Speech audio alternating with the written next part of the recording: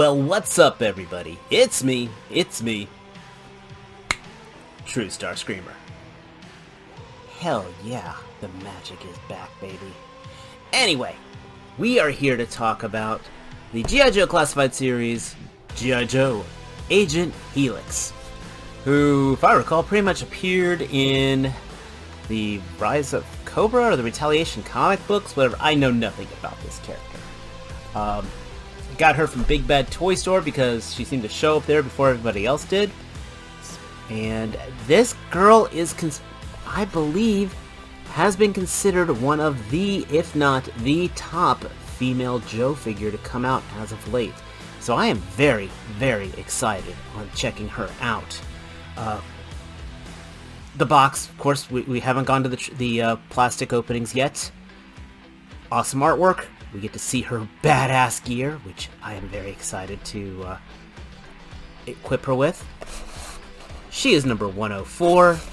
She is 5.9 inches. She's a little one right there, but she looks like she's vicious. And all kinds of fun stuff here. She's got like a band-aid, whether it's a tattoo or not, I don't know. Just some of the symbols on her. Her artwork looks incredible. And enough about the box, enough about the hype. Let's talk about the toy. Boom. We got a whole lot of fantastic here. There is some bad news here though, because this is now what I'm going to be judging pretty much every female figure against this. Perfect figure. The only thing I could even dream of asking more for would be a little more ab crunch like that ultra posable Black Widow that I do have and will probably never review here, but I have her. Because aside from that, this is it. This is, again, this is what Hasbro does best. You know, there's so much fuel for people to hate on Hasbro, and I won't chastise them about it. But this is when they pull the stops out, and this is what keeps me coming. And yeah, that's pretty much most of the classified line, with, you know, one good exception here. We'll put the flag up for that. And I'm gonna say this too. She blows away all the female bucks Vala can put out. Don't get me wrong. I hate the Hasbro weapons. I hate a lot of things that they do with their accessories. But then Vala has a lot of things that he puts superior to a Joe figure. Again, accessories. What you get in the package. Don't get me wrong. But this is exactly how a female figure is supposed to be made. The joints are like butter on the legs. The drop-down hips are perfect. The way her uniform is designed, elbows are a little stiff, but they are not cumbersome, and I can flex them, and the joint on the arm holds it beautifully. So again, no CoverGirl Zorana issues at all. So Hasbro's had some issues with it. I would be hypocritical if I didn't mention it. But here this is it fixed right here. Right here is done right. All like the holsters here, they all stay on fine. The floating belt doesn't get in the way of things. As if the only thing is she could just use a little more ab crunch. And I am horribly tempted to take the hairdryer and pop this off and see if I can Dremel it out. I'm scared to, but I just may do it just to get her that well done. And if I do, YouTube short up about it. So pay attention to this channel. Hit that subscribe button. Yeah, I'm saying it early because I'm making sure to do those shorts. Her accessory count is near perfect. We're never going to get hardly ever getting extra hands from a Joe figure. I mean, we'll get them occasionally, but almost hardly ever, and I don't think ever on a female figure so far. So we got the trigger hands, but they are the up and down hinges, which is great for her guns as well as swords. And we'll get into the details on these accessories, I promise. This face sculpt is absolutely beautiful. Her makeup's on point, the eyes are piercing and blue. I love this cowlick stray hair in a different color. Again, I know nothing about her backstory, but it just opens itself to so much. Is she an assassin? Is she a ninja? She could be whatever you want, and that's the neat thing. Articulated Ninja has her with a whole bunch of groups, including the Swarm, which I think is really cool. The fact she does not have an actual G.I. Joe emblem of any kind on her just really lets you fit her in. You could have her as an agent of S.H.I.E.L.D., do whatever you want. This is a great character. I'm going to go ahead and take off, I love these, take off the accessories, and we're going to, well, actually, before I get into it, I'm getting lost in it because it's just so much fun. Her butterfly joint, by the way, does butterfly. Like, I can take these back. A lot of the female figures have some kind of vest on them, so that kind of holds back that articulation, but here we are good to go. So this is exactly how I want my figures to work. So, long story short, we got all the articulation we could want, with the exception of some deeper ab crunch. This is on the barbell style, so I can twist the torso and the waist to get a lot of dynamic movement out of her. Okay, let's talk about the accessories. So, talking about her gear, first, I think did this come with Kamakura, or maybe this came with Yukio from the, or actually I think this came with Storm Shadow. Never mind, this came with movie Storm Shadow, I believe. And we've got two katanas. These hold in here just fine. Parallel on here. There is a specific right and wrong. The handles themselves are asymmetric. Are these two different lengths? Let's take a look here real quick. Now the blades are the same length, but there's just a little bit of detail difference on the handles on these, it looks like. You can tell it was just black plastic that was dipped in yellow. So again, just keeping her black and yellow theme. I would have liked these to be silver, but I think with just how this sheath goes of pulling on the plastic, scraping it off, unless it was initially silver plastic.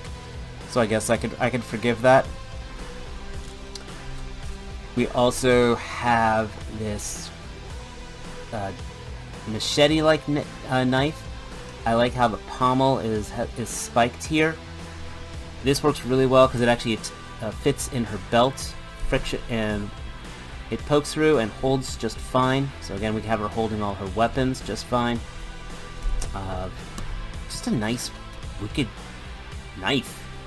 I mean, she's got katanas. This, we'll talk about these in a second. She's got some really nice pistols, which remind me of the ones that came with the Valkyries. They do have holes for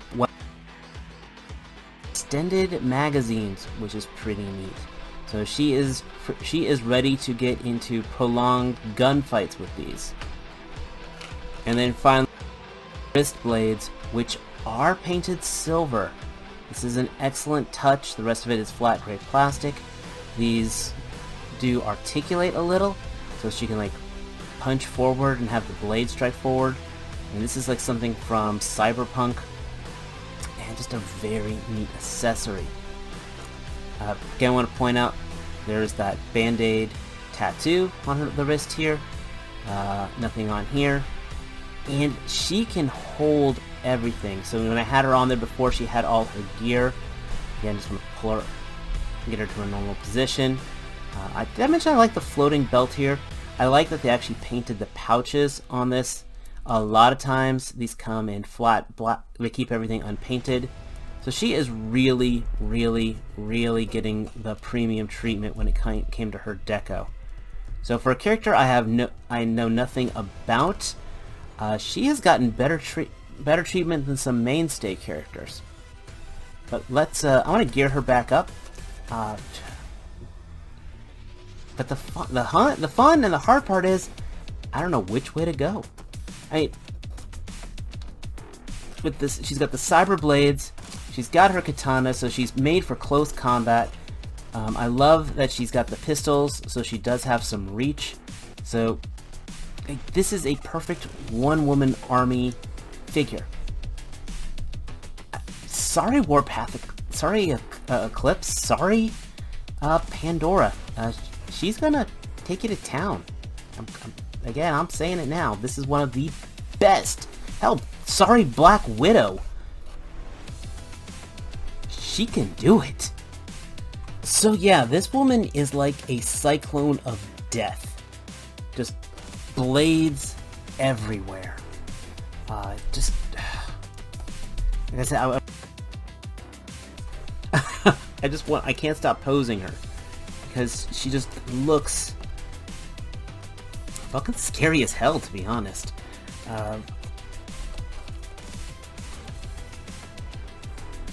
I love it. I flat out love it. I went ahead and I threw a Vala piece on here just to give that little extra oomph to it.